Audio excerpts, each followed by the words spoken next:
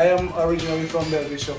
I left Dominica in 1987 to work on Montserrat as a police officer. In 2011, I took over as Director of Disaster Management, having been transferred from the police service on Montserrat. Let me start with what happened with Montserrat. Montserrat is a 39 square mile island, with the capital, Plymouth, having been located right within short proximity to the volcano, where all the assets, most of government's infrastructure was located. In 1995, we had a volcanic eruption that meant, in stages, most of the area south of what we call the Bellam Valley had to be relocated to the north.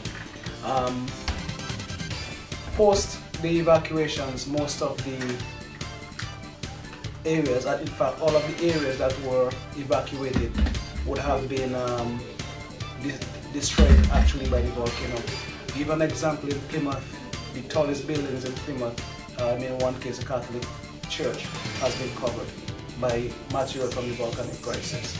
So persons are living in what we consider the 1/3 north of the island.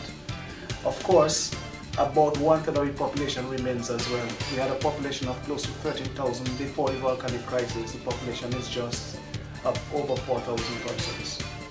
The biggest lesson I would say is, in terms of infrastructure development, is to consider optional locations.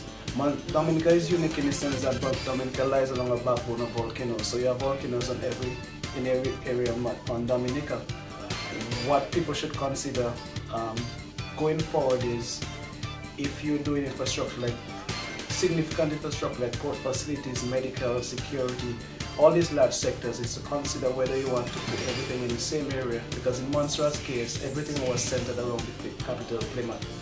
And in real life, societies build around places that are easy to survive, land that is fertile, and areas where you could do trade, especially by sea. And sometimes the harbors, the natural harbors formed by volcanic events, where persons who want to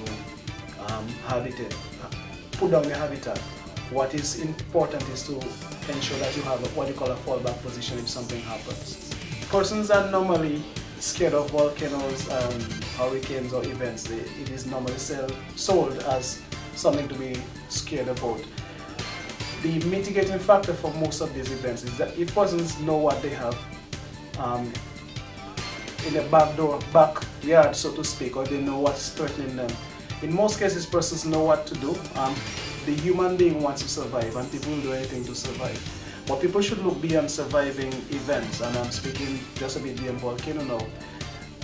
If there's an event that you're preparing for, consider preparing to survive the event, but also not just saving your life, but preparing for livelihood after. Because if you survive, you need to live, and you need to prepare for that.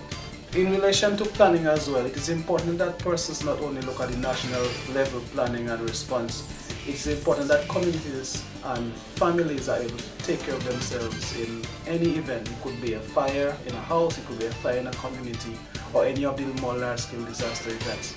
In many cases, events become disasters when the state is unable to respond, or the response exceeds the capacity of the state, the capacity of resources of the state.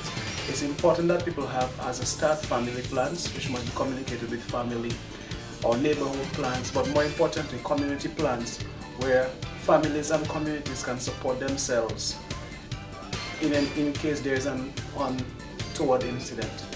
Most plans for managing emergencies in any country, there's a process where you declare an emergency, and your response agencies, they roll into play either through an emergency operations center or a combination of several emergency operations centers. Now, at the end of the emergency, when information is such that a decision can be made to, what we say, stand down in simple terms. Let's say, take for example an event like a hurricane event, a weather-related event, and the bigger part of the emergency has passed. There must be a declared and documented all clear by a personal authority. If it's, for example, the minister responsible for national security, or it's delegated to the director of disaster management, that person must be in a position to communicate clearly that an all clear has been given, and persons can operate differently from when they were in an emergency.